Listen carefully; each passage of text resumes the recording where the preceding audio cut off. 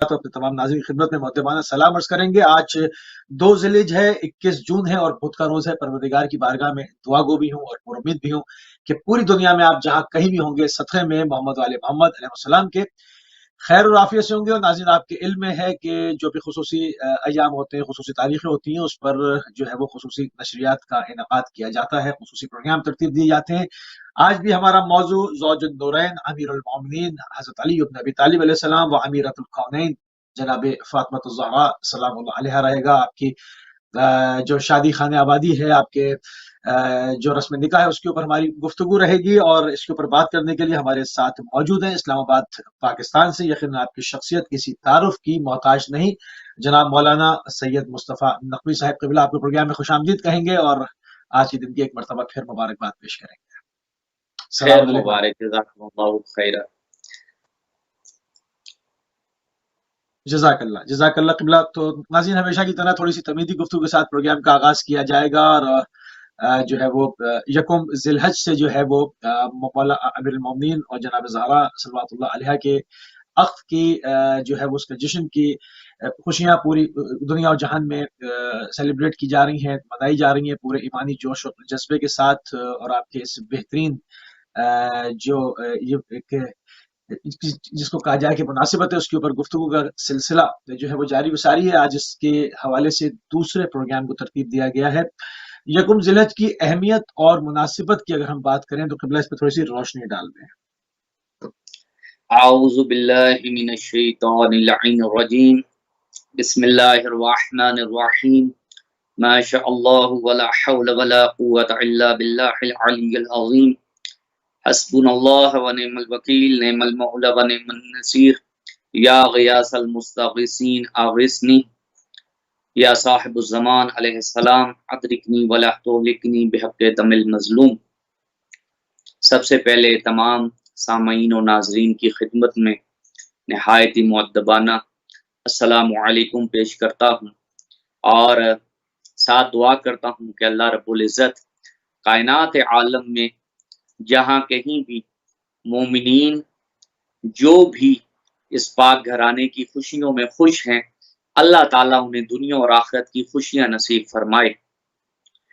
اور شکریہ آغا موسوی، جیسے کہ آپ نے سوال کیا اور سوال رکھا کہ ذی الحج کے حوالے سے فضیلت کے عنوان سے، تو ذی الحج کا آغاز جیسے ہی ہم ذی الحج کے مبارک چاند کی زیارت کرتے ہیں، آپ جانتے ہیں بلکہ شیعان عالم جانتے ہیں کہ جیسے ہی چاند نظر آتا ہے تو پوری کائنات میں ایک ایسی خوشی کی لہر ابھرتی ہے کہ جو تمام زندہ دل لوگوں کی قلوب کو منور بھی کرتی ہے۔ کیوں؟ کیونکہ معصوم علیہ السلام نے فرمایا بھی یہی ہے، اور ہمارے لیے یقیناً یہ واجب چیز ہے۔ مولا نے فرمایا کہ ہمارا ماننے والا وہ ہے جو ہماری خوشی میں خوش ہوتا ہے اور ہمارے دکھوں میں غمگین ہوتا ہے۔ تو شیعان امیر المومنین جیسی اس چاند کی زیارت کرتے ہیں تو عقد سیدہ امیر المومنین علیہ السلام کے حوالے سے ایک خوشی کی لہر دوڑتی ہے، اور ہم بھی الحمدللہ بہت خوش ہیں۔ اور اس با مسرت موقع پہ کائنات عالم کے ہر حقدار کی بارگاہ میں، ہر حقدار کے سامنے با ادب ہو کر مبارکبادی پیش کرتے ہیں۔ اور میں یہ سمجھتا ہوں ہماری مبارکبادی کے اہل جو ہیں اور وہ زمانے کے امام ہیں، امام ہادی برحق، امام مہدی آخر الزمان علیہ السلام، تو ان کی بارگاہ میں ہم ہدیہ درود و شریف پیش کرتے ہیں اور دعا کرتے ہیں کہ میرے مولا کریم امام زمانہ علیہ السلام بہت جلد ظہور فرمائیں تو اس گھرانے میں ہمیشہ کی خوشیاں ہمیں دیکھنا نصیب ہو جائیں انشاءاللہ۔ تو شاہ صاحب، ذی الحج کا مہینہ اس لیے بھی اہمیت کا حامل ہے کہ یہ حج کا مہینہ ہے۔ تمام مسلمان پورے جہان کے مکہ مکرمہ میں خانہ خدا کی زیارت کرتے ہیں، اور ہم اپنے شیعان امیر المومنین ہونے کے عنوان سے یہ کہنے کا حق رکھتے ہیں کہ اس خانہ خدا کی زیارت کے لیے لوگ جایا کرتے ہیں کہ جس خانہ خدا میں آپ کے اور ہمارے پہلے امام علی علیہ السلام کی ولادت ہوئی ہے. تو یہ بھی ہمارے لیے ایک باعث افتخار موقع ہے. تو عقد کے حوالے سے جب یہ عقد ہوا ہے اور کائنات عالم کا یہ واحد جوڑا ہے کہ جس کا عقد عرش پہ اللہ رب العزت نے خود پڑھا ہے اور اس فرش پہ زمین پہ پیغمبر اکرم صلی اللہ علیہ وآلہ وسلم نے پڑھا ہے. اللہ اکبر.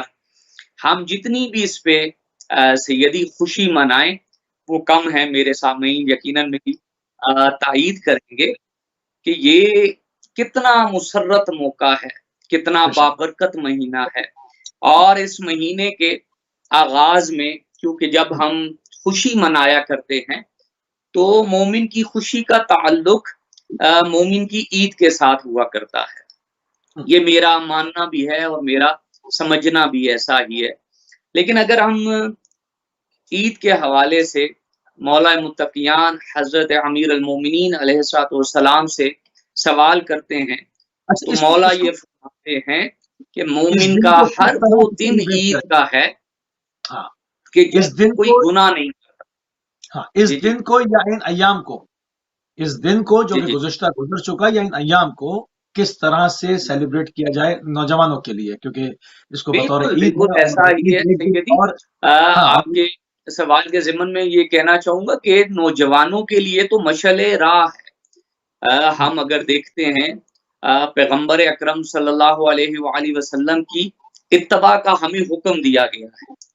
تو سیدی اگر ہم اس عنوان کو دیکھیں اور پیغمبر اکرم کا فرمان بھی ہے اولنا محمد و آخرنا محمد و اوسطنا محمد و کلنا محمد، کہ جب اس روز میں پیغمبر اکرم اپنی دختر نیک اختر کی عقد کے سلسلے میں شادمان ہے اور مسرت ہے آقا کے چہرے پہ، تو جب پہلے محمد کے چہرے پہ خوشی ہے تو یقیناً تمام محمدین جو ہیں ان کے چہرے پہ مسرت ہوگی. اور جب ہمارے ہادی خوش ہیں تو یقیناً ہمیں تمام شیعان امیر المومنین کو اور نوجوانوں کو خوش ہونا چاہیے، کیونکہ یہ جو دلہا ہے یہ اللہ کے گھر میں آنے والا دلہا ہے اور جو دلہن ہے وہ پیغمبر اکرم صلی اللہ علیہ وآلہ وسلم کی دختر نیک اختر ہے. اور میں یہاں پہ ایک جملہ کہوں گا کہ ہم جب اس گھرانے کے فضیلتوں کو دیکھتے ہیں، فضائل کو دیکھتے ہیں، تو ہماری خوشی میں، ہمارے جوش میں، عشق میں، جذبے میں وہ بہت زیادہ اضافہ ہو جاتا ہے. تو بالخصوص جب یہ عید آتی ہے ان گھرانے کی، جتنا بڑا سیدی یاد رکھیں کہ یہ گھرانہ ہے تو اس گھرانے کی عید بھی عام عیدین جیسی نہیں ہے، کیونکہ جب اس گھر کی خوشی ہوتی ہے اور جب یہ گھرانہ خوش ہوتا ہے تو یقیناً اللہ بھی خوش ہوتا ہے. اور جب اللہ خوش ہے، یہ گھرانہ خوش ہے، تو کائنات عالم کا ہر حبدار بھی یقیناً خوش ہوگا. اور ہمارے قلوب میں یہ خوشی ہم محسوس کر رہے ہیں. اللہ رب العزت ہمارے دلوں میں اس خوشی کو قائم رکھے. اور میں پھر دعا کروں گا یہاں پہ کہ اسی خوشی کے وسیلے سے یہ دعا ہے میری کہ بہت جلد ہمیں اپنے زمانے کے امام زمانہ علیہ السلام کی زیارت نصیب ہو جائے تاکہ ہماری یہ شادمانی دائمی ہو جائے انشاءاللہ. انشاءاللہ. اچھا، یہ عقد جو ہے وہ کس طرح سے انجام پایا، اور مطلب اس کا جو ہے وہ کچھ تذکرہ فرما دیں، مثلا حق مہر وغیرہ کس طرح سے معین کیا گیا، سارے معاملات جو ہے کیا تھے، اس پہ ذرا سی گفتگو فرما دیں. سیدی اگر منابع اور کتب اہل سنت اور اہل تشیع کی ہم دیکھیں اور مطالعہ کریں تو ہمیں یہ معلوم پڑتا ہے کہ یکم ذی الحج کو ہجرت کے دوسرے سال میں یہ عقد مبارک جو ہے وہ ہوا ہے. اور جیسا کہ آپ کتب کا مطالعہ کریں اور میرے سامعین دیکھیں، جو ذرا سا بھی مطالعہ کرتے ہیں وہ جانتے ہیں کہ جس انداز میں یہ پاک گھرانہ پاک طیب طاہر گھرانہ جسے اللہ رب العزت نے اپنے نور سے خلق کیا ہے، اس گھرانے کی سیدی جیسے تخلیق ایک بہت انمول اور خاص انداز میں ہوئی ہے، اسی طرح سے اس گھرانے کی خوشیاں بھی خاص طریقے سے طے ہوتی ہیں۔ یعنی کہ یہ جو عقد ہے پوری کائنات عالم میں واحد عقد ہے کہ کتب میں پڑھ رہا تھا تو اس میں یہ لکھا تھا کہ جب چند خاص لوگ پیغمبر اکرم صلی اللہ علیہ وآلہ وسلم سے شہزادی کونین سیدہ فاطمہ سلام اللہ علیہا کی رشتے کے عنوان سے انہوں نے اجازت چاہی، تو آقا نے ہر بار یہی کہا کہ یہ معاملہ اللہ رب العزت کے سپرد ہے۔ اللہ اکبر۔ یعنی کہ جس گھرانے کا عقد بھی اللہ کے حکم کے بغیر نہ ہو، وہ اللہ کے کتنے قرب میں گھرانہ رہتا ہوگا، سبحان اللہ۔ تو جب پیغمبر اکرم ان کو بھیجتے رہے کہ یہ معاملہ اللہ کے سپرد ہے، اللہ جو فیصلہ کرے گا، کیونکہ یہ کنیز خدا ہے تو یہ فیصلہ بھی اللہ رب العزت نے ہی کرنا ہے۔ تو چند لمحات گزرتے ہیں اور کتب ہمیں یہ بتاتی ہیں کہ جبرائیل امین نازل ہو کے یہ فرماتے ہیں کہ بعد السلام اور درود کے اللہ رب العزت اپنے حبیب کو یہ پیغام دیتا ہے کہ یا رسول اللہ صلی اللہ علیہ وآلہ وسلم، میں نے عرش پہ آپ کی بیٹی اور اپنی کنیز کا عقد امیر المومنین علی ابن ابی طالب علیہ السلام سے پڑھ دیا ہے۔ اللہ اکبر۔ اور اس خطبے کو سیدی نقل کیا ہے عوالم کتاب میں شیخ عبداللہ البحرانی نے رحمت اللہ علیہ نے، اور بحار الانوار میں علامہ مجلسی رحمت اللہ علیہ نے اس خطبے کو لکھا ہے کہ جو خطبہ توحید کہلاتا ہے۔ میری اس پوری تقریر میں غالباً یہ بہت قیمتی الفاظ ہیں جو میں آپ کے سامنے پیش کر رہا ہوں، سامعین یقیناً دعا کریں گے اور لطف بھی لیں گے۔ ایک ایک لفظ سیدی بہت توجہ کا حامل ہے کہ جس پہ اگر انسان صمیم قلب کے ساتھ توجہ کرے تو بہت سارے گوشے آشکار ہوتے ہیں اور معرفت کی بلندیاں انسان طے کرتا چلا جاتا ہے۔ کیا فرماتا ہے اللہ رب العزت؟ حمد میری رضا ہے، پہلا جملہ دیکھیں، اللہ اکبر۔ یہ خطبہ توحید ہے۔ حمد کیا ہے؟ میری رضا ہے۔ دوسرا جملہ اللہ رب العزت نے کیا فرمایا کہ عظمت میری کبریائی ہے، اللہ اکبر، عظمت میری کبریائی ہے۔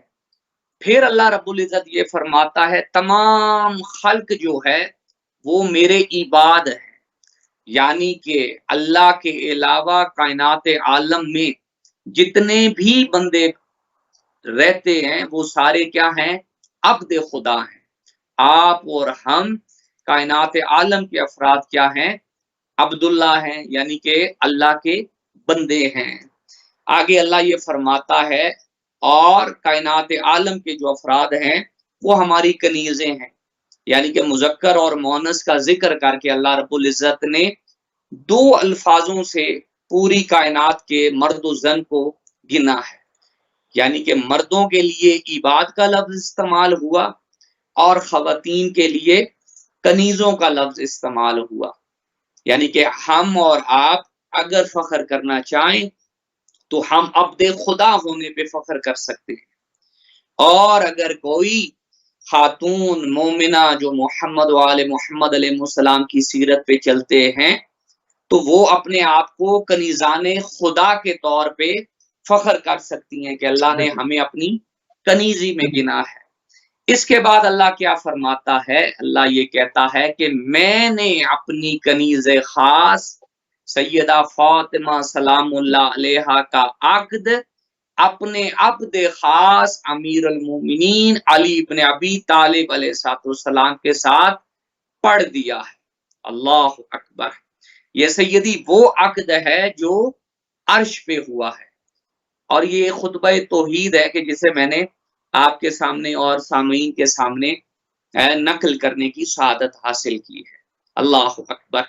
اس گھرانے کے رشتے بھی عرش پہ طے ہوا کرتے ہیں، اور اس گھرانے کا ہمارے گھروں میں جب سیدی شادیاں ہوتی ہیں تو اچھے عالم کا انتخاب کیا جاتا ہے کہ وہ آ کے ہمارے بیٹے اور بیٹی کے لیے نکاح کا خطبہ پڑھے.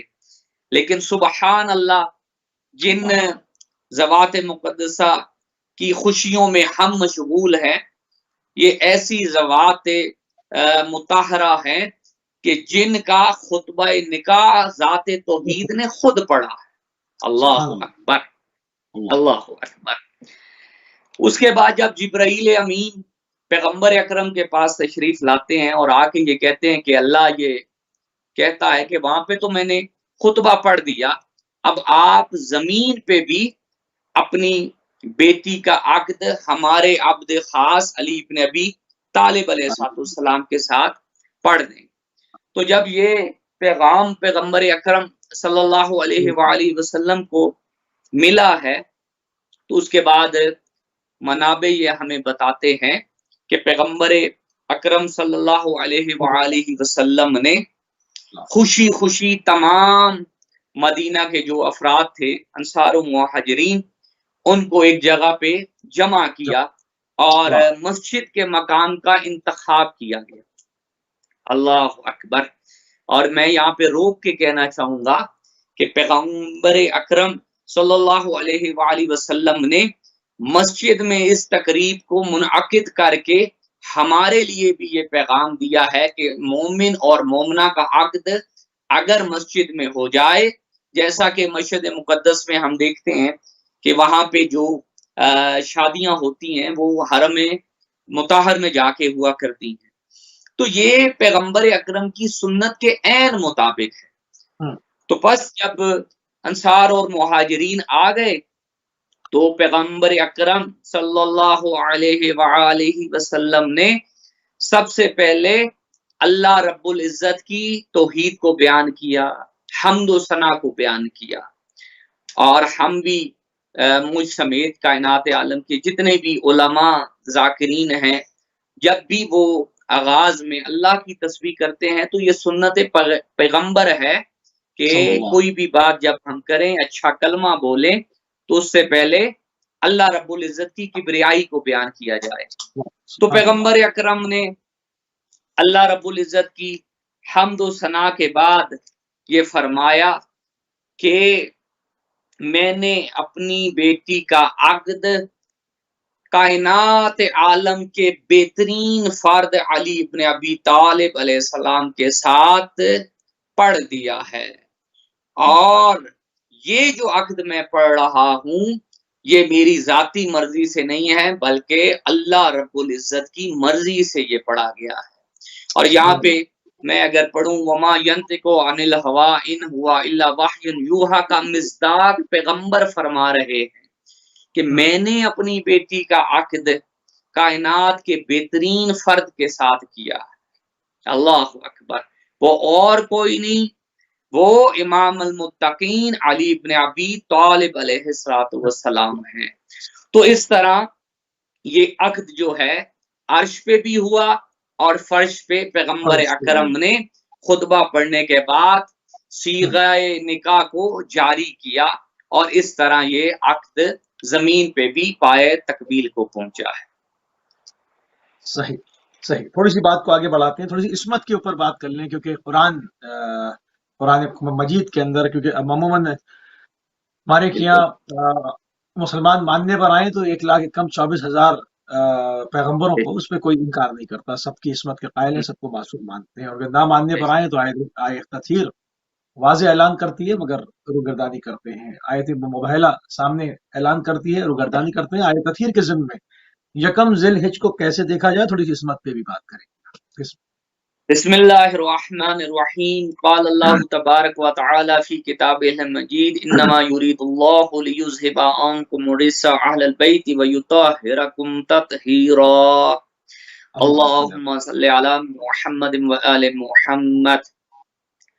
جو آیت مجیدہ میں نے آپ کے سامنے تلاوت کی ہے اس کو پوری دنیا کا ہر مومن اور مومنہ آیت تطہیر کے عنوان سے جانتے ہیں. اللہ یہ فرماتا ہے کہ اے اہل بیت پیغمبر، اللہ کا یہ ارادہ ہے کہ آپ کو ایسا پاک و پاکیزہ رکھے کہ جیسے پاک و پاکیزہ رکھنے کا حق ہے۔ اللہ اکبر۔ صرف یہ ہمارے ہی آئمہ ہیں، ہمارے ہی معصومین علیہ السلام ہیں کہ جن کی طہارت کی گواہی اللہ رب العزت آیت تطہیر میں دے رہا۔ اللہ اکبر، سبحان اللہ۔ یہی وہ گھرانہ ہے کہ جس گھرانے نے کبھی بھی کسی بھی مقام پہ کبھی بھی غیر اللہ کو سجدہ نہیں کیا۔ جتنی بھی گندگیاں تھیں، برائیاں تھیں، عرب کے اس معاشرے میں جہالت کا بول بالا تھا کہ جب پیغمبر اکرم صلی اللہ علیہ وآلہ وسلم مبعوث برسالت ہوئے ظاہری طور پہ، کیونکہ ہم جانتے ہیں کہ جب آدم پانی اور مٹی کے درمیان تھے اس وقت بھی میرے نبی حضرت محمد صلی اللہ علیہ وآلہ وسلم رسول تھے۔ حدیث قدسی ہے، ماشاءاللہ آپ جانتے ہیں۔ تو وہ نبی کیا فرماتے ہیں کہ جب ایک روز میں نے اپنے بدن میں ضعف محسوس کیا تو میں اپنی بیٹی کے گھر میں گیا، تو وہاں پہ جا کے میں نے کہا کہ اپنی یمنی چادر کو میرے اوپر اوڑھا دیا جائے۔ اور جب پیغمبر اکرم صلی اللہ علیہ وآلہ وسلم نے جناب سیدہ سلام اللہ علیہا کی اس چادر کو اپنے اوپر لے لیا اور اس کے اندر پیغمبر اکرم شامل ہو گئے، اور حدیث قصہ ہے، بس میں مختصر کرتا ہوں۔ تو بعد السلام باری باری امیر المومنین علیہ السلام تشریف لاتے ہیں، حسن و حسین طیبین علیہ السلام تشریف لاتے ہیں۔ تو جب 5 تن پاک اس چادر تطہیر کے نیچے آ گئے تو پیغمبر اکرم صلی اللہ علیہ وآلہ وسلم یہ فرماتے ہیں کہ ایک مرتبہ پیغمبر نے چادر تطہیر کے دونوں کونوں کو تھام کے یہ فرمایا کہ اے میرے اللہ تو گواہ رہنا، یہ میرے اہل بیت ہیں جو اس چادر کے نیچے ہیں۔ اللہ اکبر۔ کون ہے اس میں؟ تعارف دیکھیے گا سیدی، جو ہمارا عنوان ہے، جناب سیدہ سے تعارف ہو رہا ہے کہ اس چادر میں کون ہیں؟ سیدہ ہیں، سیدہ کے بابا ہیں، سیدہ کے شوہر ہیں، اور سیدہ کے بیٹے حسن اور حسین علیہ السلام ہیں۔ تعارف دیکھیں سیدی کے تعارف، ذات سیدہ سلام اللہ علیہ کو بنانا بھی کوئی معنی رکھتا ہے، کوئی پیغام ہمیں ذات توحید اس گھرانے کی عظمت بتانے کے لیے ہمیں بتا رہا ہے کہ دنیا والوں یاد رکھو یہ گھرانہ طاہر ہے، مطہر ہے، اور اس گھرانے کو کبھی بھی کسی بھی مقام پہ آپ رجس کے قریب نہ دیکھیں گے۔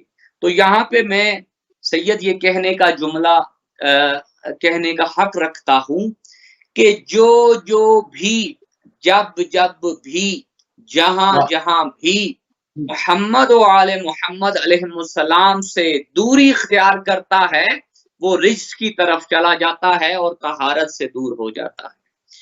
اور کوئی بھی شخص اگر وہ چاہتا ہے کہ اپنے آپ کو پاک رکھے یا اپنے آپ کو پاک صاف کہلوانا چاہے، اچھا مومن بننا چاہے، اچھا مسلم بننا چاہے، اچھے اخلاق کا پیکر بننا چاہے، تو اس کے چاہیے کہ چادر تطہیر کے نیچے جو انوار مقدسہ ہیں ان انوار کے ساتھ تمسک رکھے۔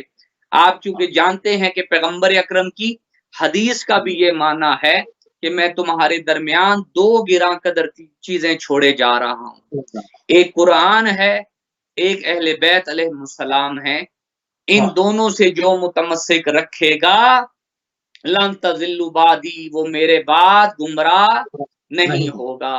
تو ہمیں ان چادر تطہیر کے نیچے رہنے والوں کے ساتھ تمسک قائم کرنا ہے۔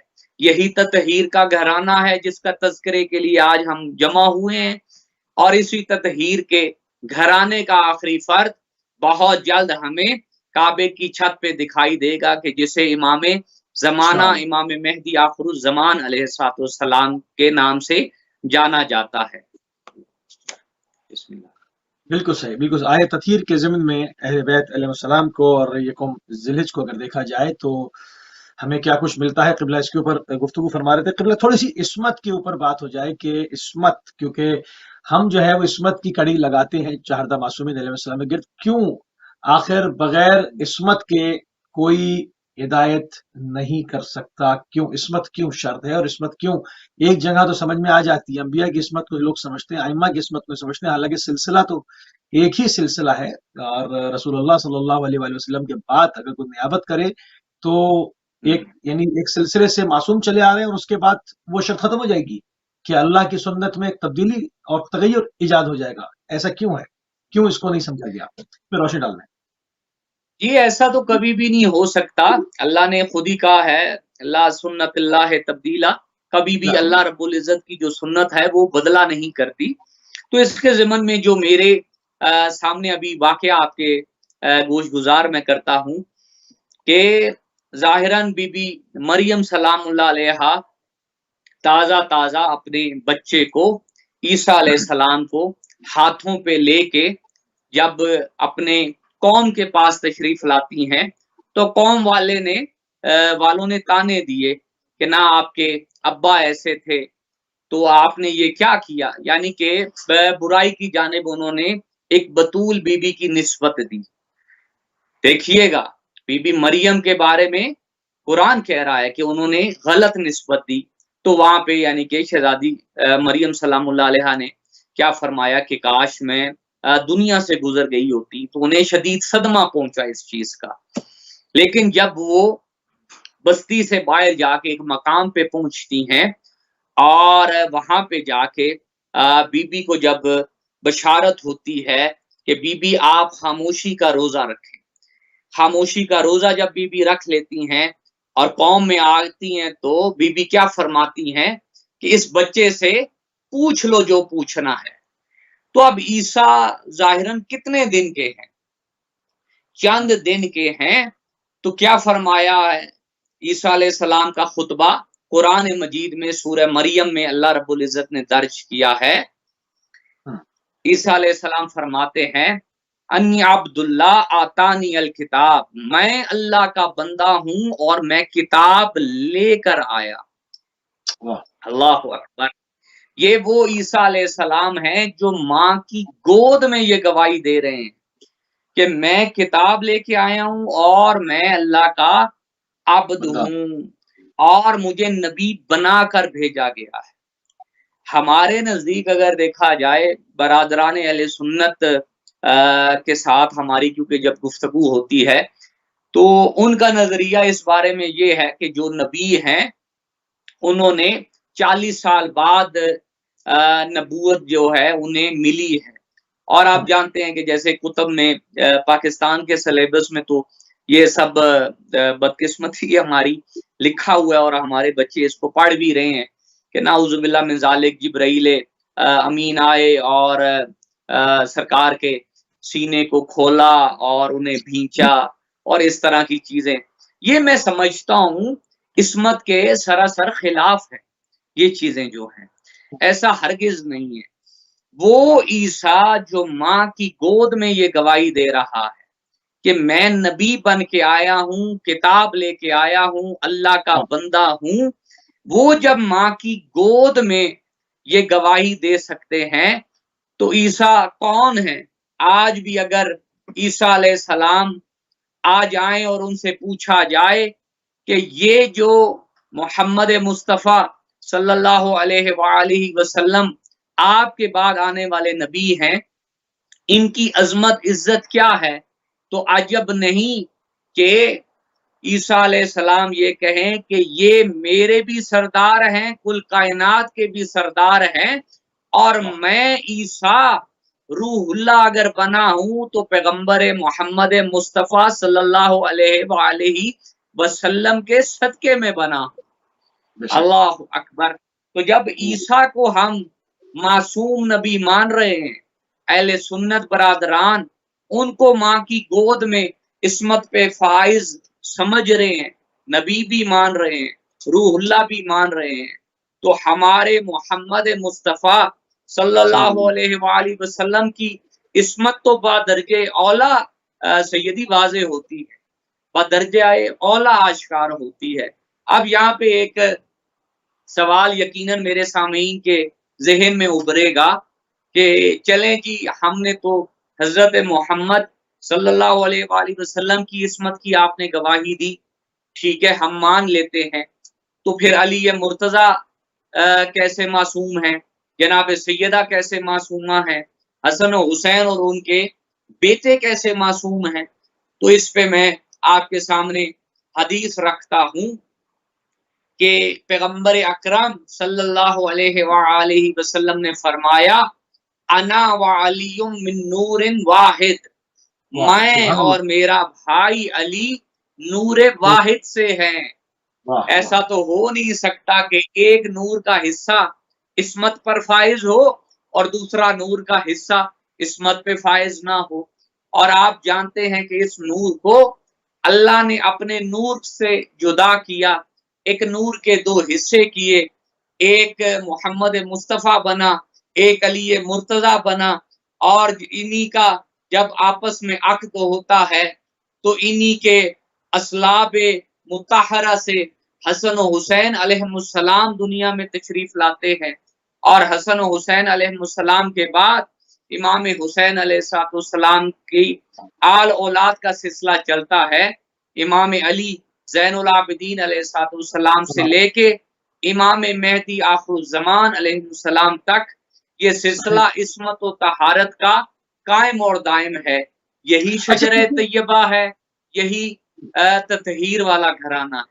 جی بسم اللہ۔ اچھا، کتنی عجیب بات ہے کہ جو کتابوں میں لکھا گیا، یعنی مذہب اہل بیت کے علاوہ جو دوسرے مکتب اور مشرب ہیں عالم اسلام کے، وہ کتابوں میں جو لکھا گیا مگر مانتے نہیں ہیں، مانتے وہی ہیں جو اہل بیت نے تعلیم دی۔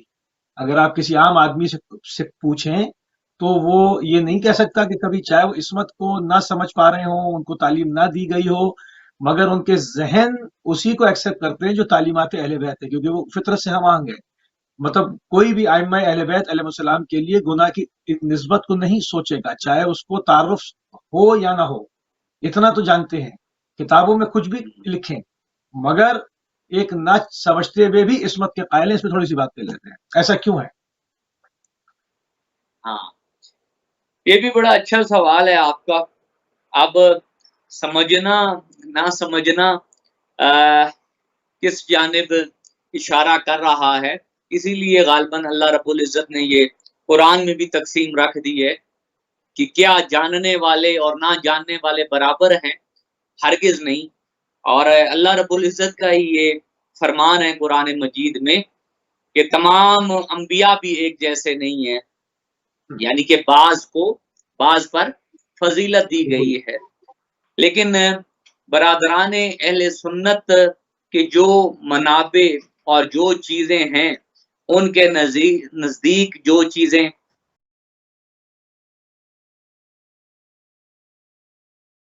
ہیں بسم اللہ، ان کو اگر ہم سیدی دیکھیں، اہل سنت کے جو منابع ہیں اس متعلق میں بات کر رہا تھا کہ ان کے جو مصادر اور منابع ہیں، جو جس سلسلے سے انہوں نے قرآن مجید کو لیا ہے، صحابہ کرام رضی اللہ تعالی عنہم اجمعین کا سیرت انہوں نے اپنائی ہے، تو میں یہ سمجھتا ہوں کہ انہیں اس چیز پہ ذرا توجہ کرنی چاہیے اور غور و فکر کرنا چاہیے۔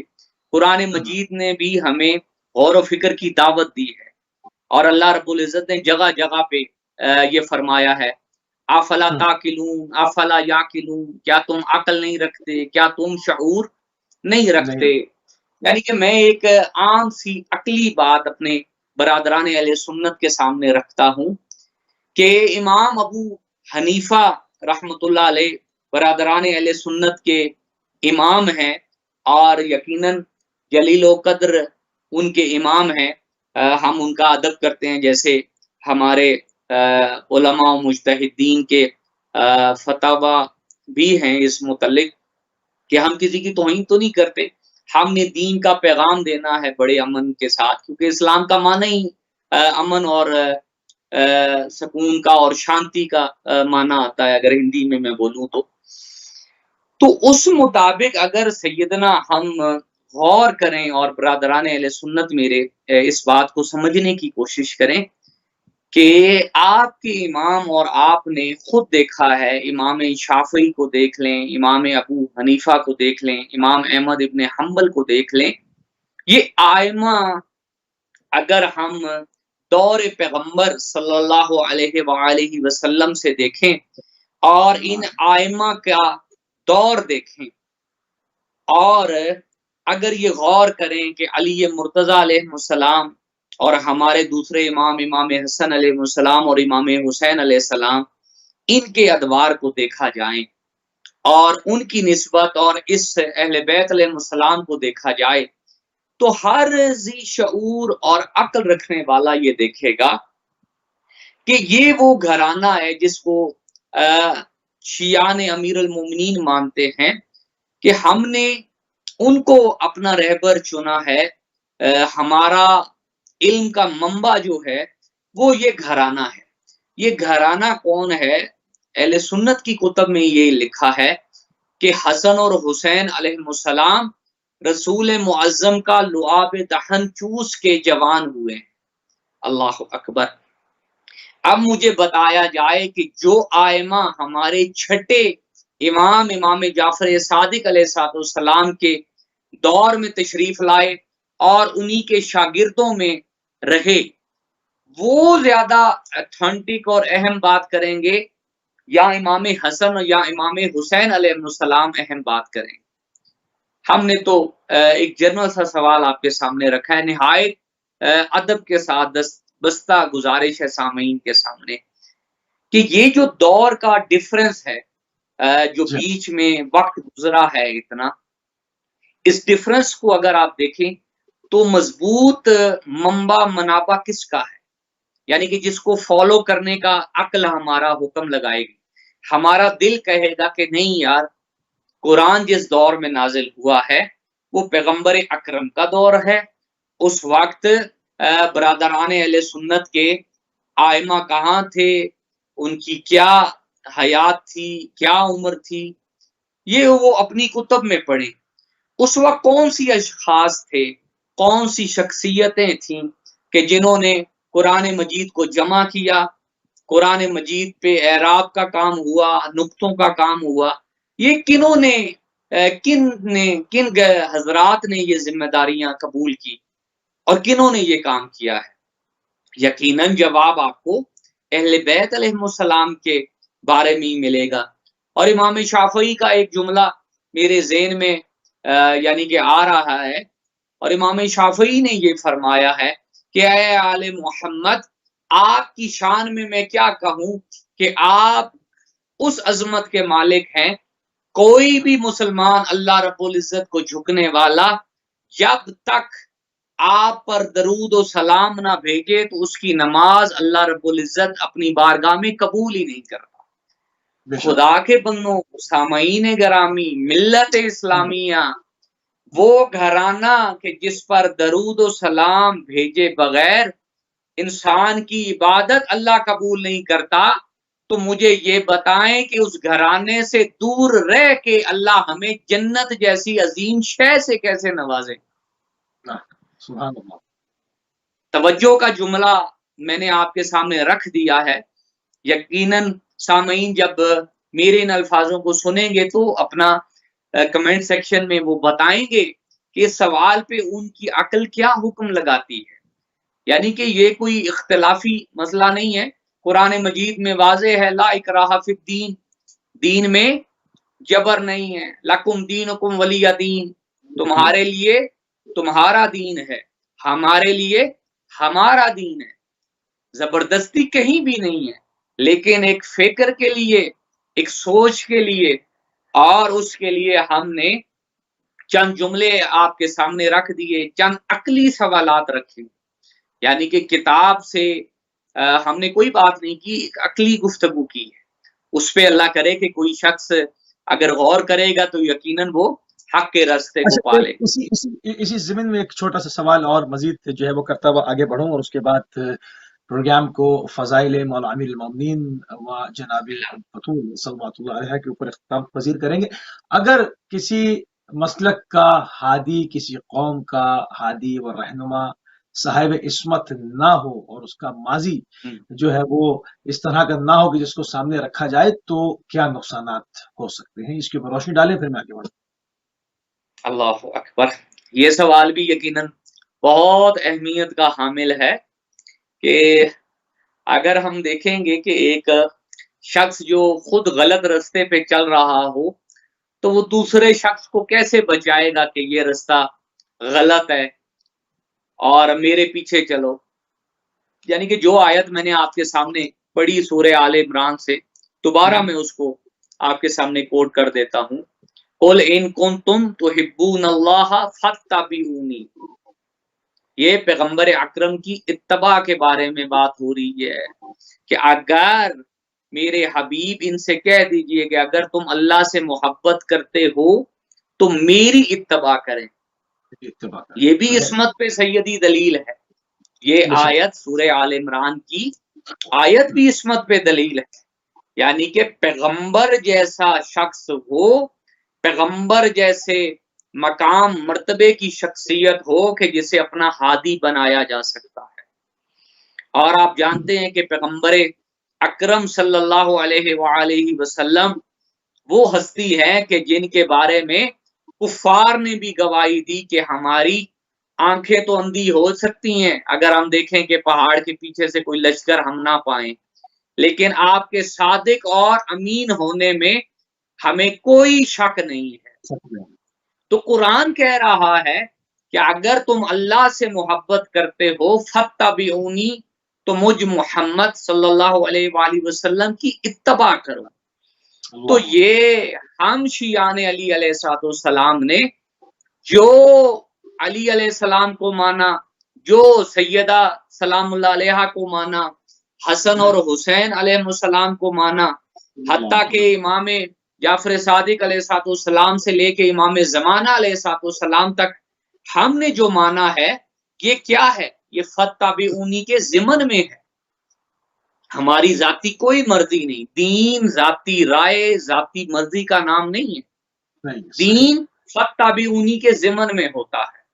हम जब पैगंबर की इत्तबा में आते हैं तो पैगंबर ही फरमाते हैं कि ये मेरा बरादर अली है, जिसका मैं मौला उसका ये अली मौला है।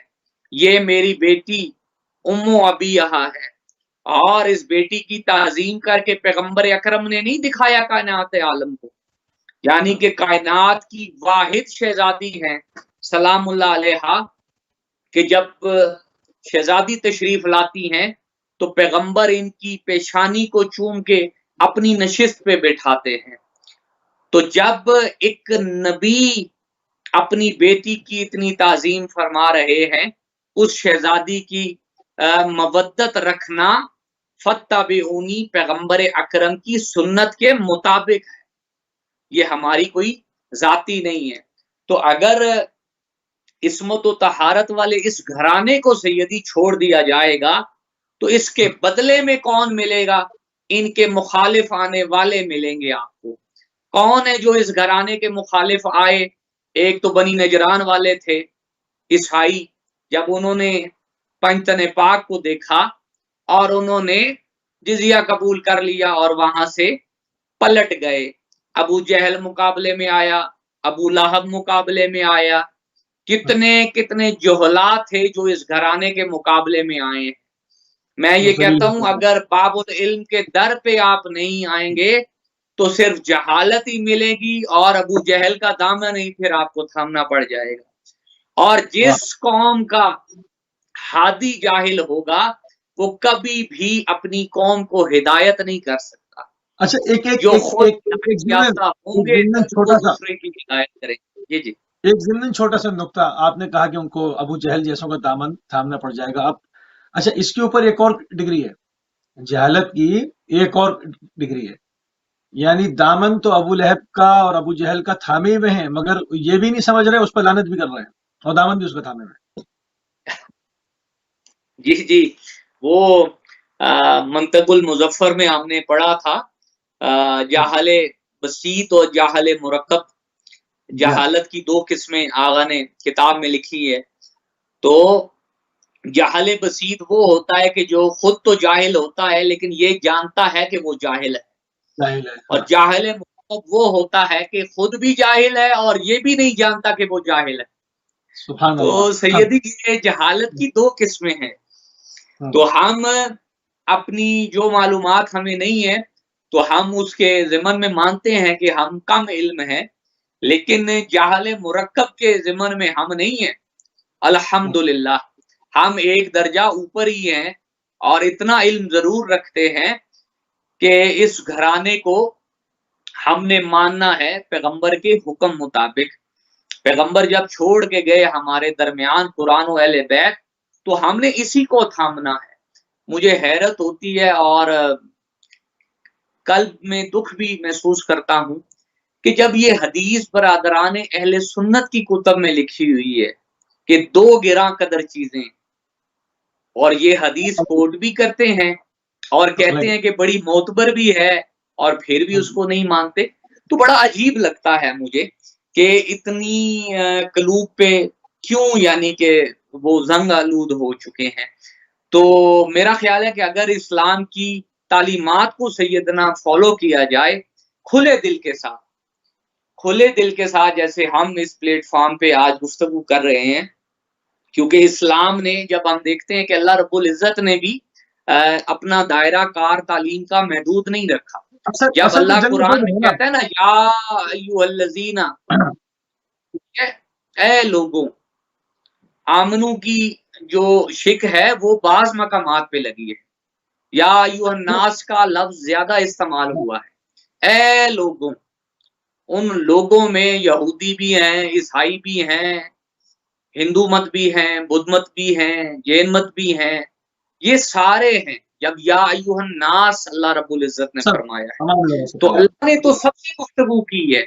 تو اللہ جب سب سے گفتگو کر سکتا ہے تو میں یہ سمجھتا ہوں تمام 73 فرقے اسلام کے جو بنائے بیٹھے ہیں وہ بھی آپس میں گفت و شنید کی ان میں اتنی گنجائش ہونی چاہیے کہ وہ دوری کو مٹا کے محبت کا پیغام دے سکیں. جی جنگ بدر کا معاملہ ہے. اگر جنگ بدر میں خال المومنین جن کو بنایا گیا ہے، اگر مامو جان کا گھر نہ اجڑتا، ان کے سکے رشتہ دار نہ مارے جاتے تو بہت ساری چیزیں سمجھتے ہیں. حالانکہ سامنے کی بات ہے 70,000 منابر سے مولا امیر المومنین پر سب و شتم کی گئی. وہ بھی آپ کے جو ہے وہ چوتھے خلیفہ ہیں کرم اللہ وجہ ہیں، اور جس نے لعنت کروائی وہ خال المومنین کاتب وحی. مطلب ایک عجیب ہے نا، مطلب کہ یا شیطان کو مانے یا رحمان کو مانے، کوئی پیمانہ ہوتا ہے، کوئی چیز ہوتی ہے. ایسی تو بہت ساری بے شمار چیزیں، اگر اس کو نکالنے بیٹھ جائیں گے تو کہیں سے کہیں بات جائے گی. بہرحال میرے پاس آخری 5 منٹ موجود ہیں اور آپ کے یہاں پر تشریف آوری سے میں زیادہ سے زیادہ استفادہ کرنا چاہوں گا.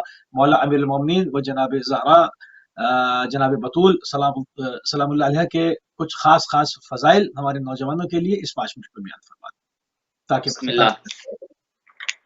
الحمدللہ رب العالمین. فضائل کا تو سیدی جہاں تک سوال ہے کتنے فضائل شروع کریں، ہم جیسے کتنے آئیں گے اور چلے جائیں گے، اس گھرانے کے فضائل ختم نہیں ہو سکتے. اللہ خود ان کا ذاکر ہے اور وہ خود اس گھرانے کے فضائل پڑھتا ہے.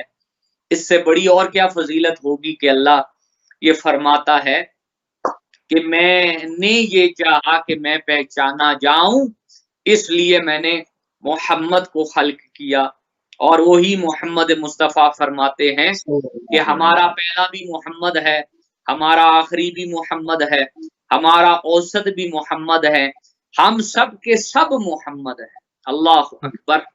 محمد کا صلی اللہ علیہ وآلہ وسلم معنی ہی وہ ہے کہ جن کی بہت زیادہ تعریف کی جائے، بہت زیادہ جس کی حمد بیان کی جائے، جس کو منتخب کر کے اس کی شان میں قصیدہ پڑھا جائے، وہ محمد ہوتا ہے.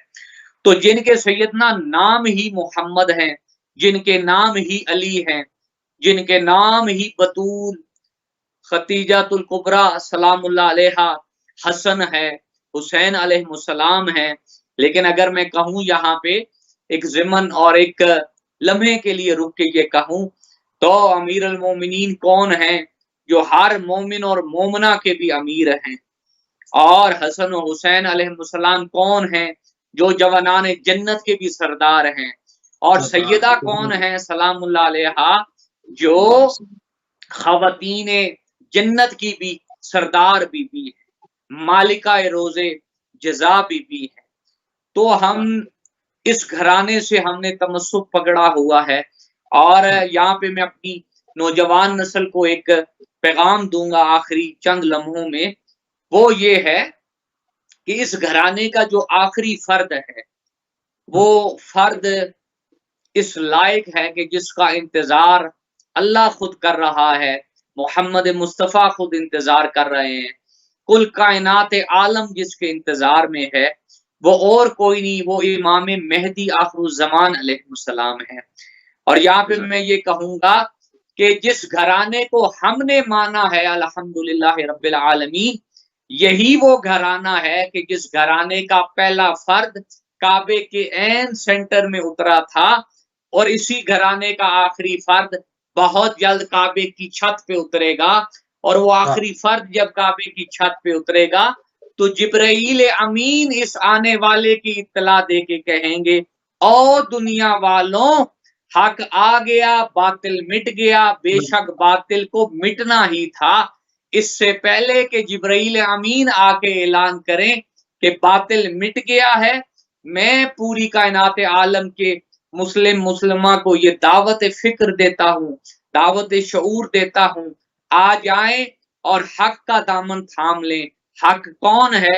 جس کے متعلق پیغمبر اکرم صلی اللہ علیہ وآلہ وسلم نے فرمایا، الحق مع علی و علی مع الحق، حق علی کے ساتھ ہے اور علی حق کے ساتھ ہیں۔ یہی ہمارے مرشد بھی ہیں، یہی ہمارے ہادی ہیں، اور یہی ہمارے امام برحق ہے۔ دنیا اور آخرت میں ہمارا حشر نصر حساب کتاب امیر المومنین علیہ السلام کے ساتھ انشاءاللہ۔ انشاءاللہ اللہم اجعلنا من المتمسکین بولایت امیر المومنین حضرت علی بن ابی طالب علیہ السلام۔ انشاءاللہ انتہائی مشکور ہیں اور انتہائی ممنون ہے جناب مولانا مصطفیٰ تقوی صاحب آپ کے، کہ آپ نے جو ہے وہ اپنا قیمتی ٹائم اہل بیت ٹی وی کو دیا، اور آج ہماری گفتگو کا دوسرا دن مولا امیر المومنین اور جناب زہرا سلام اللہ علیہ کے عقد بابرکت کے اوپر اپنے ختام کو پہنچا۔ ناظرین، ہماری اور آپ کی اگلی ملاقات کل UK ٹائم سے 5:30 بجے ہوگی۔ اجازت دیجیے، السلام علیکم ورحمۃ اللہ وبرکاتہ۔